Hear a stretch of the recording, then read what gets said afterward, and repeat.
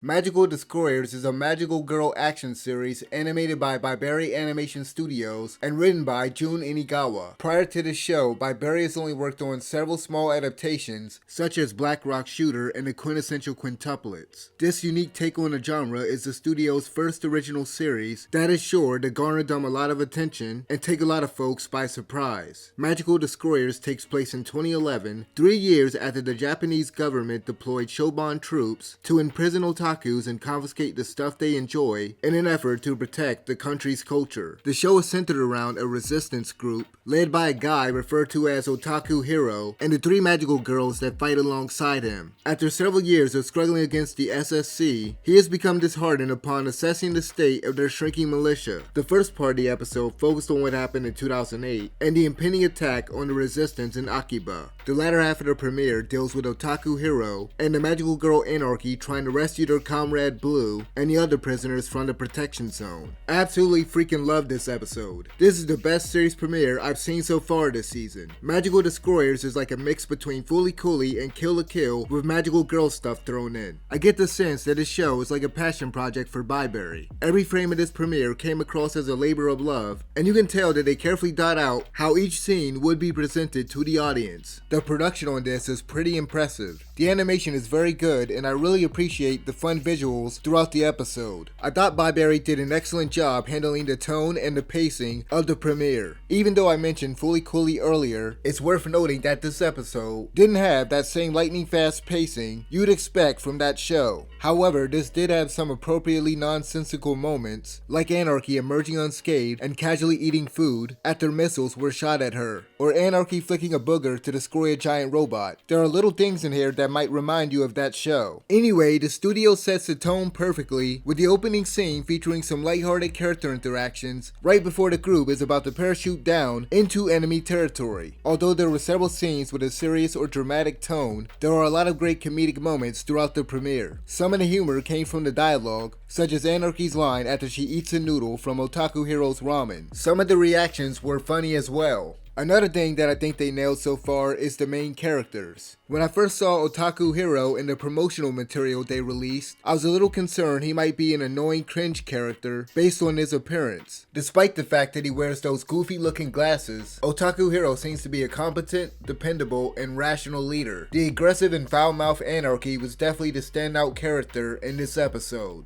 Rose did a fantastic job voicing her. Unfortunately, the other magical girl, Blue, didn't get a lot of screen time this episode due to being captured, but seems like she'll be a good comedic character. Judging by what was shown, Blue appears to be a horny masochist. Of course, this wouldn't be a magical girl series without a mascot character, which this one has in the form of Kyutaro. This character was mostly used to add some levity or colorful commentary to certain scenes throughout the episode, which I thought worked well. Heroes aside, we don't get to see much of the main antagonists of the SSC or get a hint as to what they're really planning with this otaku protection scheme. It looked like they put a lot of the public under some kind of mind control in the scene where all the monitors were taken over. Although Otaku Hero and Anarchy managed to rescue their allies, things are apparently still working in the favor of their enemies. Since they've now been reunited with Blue, I assume that the next episode will focus on them finding the other magical girl. Before I close out this video, I have to touch on this anime's wonderfully bizarre opening sequence. It's a stylish opener with weird imagery and a very retro look to it. The animators really just went crazy with this one. I can't make sense out of it, but I'm sure someone will break it down one day soon. Not only is it visually striking, but the theme song sounds great as well. Overall, the series premiere of Magical Destroyers was very entertaining. This was an excellent introduction to the show's strange plot and a few of its central characters. I highly recommend giving this a shot if you're a fan of any of the anime I mentioned earlier. If you've seen this episode, let me know what you guys thought about it in the comment section below. And as always, thanks for watching.